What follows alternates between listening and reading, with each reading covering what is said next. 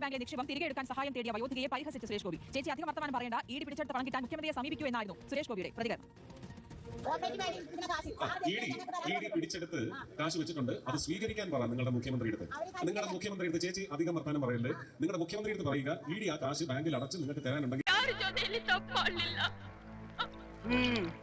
அவன் கேக்குறது நியாயம் தானம்மா.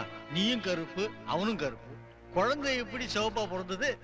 കുറുപ്പേ, തനിക്ക് എന്ത് തോന്നുന്നു? ഗാന്ധാരിയമ്മ എന്ത് തീരുമാനിക്കുന്നു അത് തന്നെയാണ് ഞങ്ങളുടെയും തീരുമാനം ഞാൻ പറയാം. ചിന്നമ്മ പറയുന്നത് നുണയാണെന്ന് നാട്ടുകൂട്ടത്തിന് വിശ്വസിക്കേണ്ടിയിരിക്കുന്നു. മറ്റൊരുവന്റെ കുട്ടിയെ കെട്ടിയവന്റെ തലയിൽ വെച്ച് കെട്ടാൻ ശ്രമിച്ച പിഴച്ചു പെറ്റ ഇവളെ തലമുണ്ടനം ചെയ്ത് പുള്ളി കുത്തി മുക്കാലിൽ കെട്ടി തല്ലി കഴുതപ്പുറത്ത് കയറ്റി നാട്ടിലൂടെ നടത്തണമെന്നാണ് ನಾಟುಕೂಟത്തിന്റെ ತೀರ್ಮಾನ. ನಾ ಯಾವುದು ತಪ್ಪು ಮಾಡಲಿಲ್ಲ ನೋಡ್ರಿ. ಈ ಸಂಬಂಧ ಯಾರಾದರೂ ಹೇಳ್ಬೇಕಾ? ಆರ್ಕೆಂಗಿನ ಎದುರ್ಕೊಂಡೋ? ಇದರುಂಡ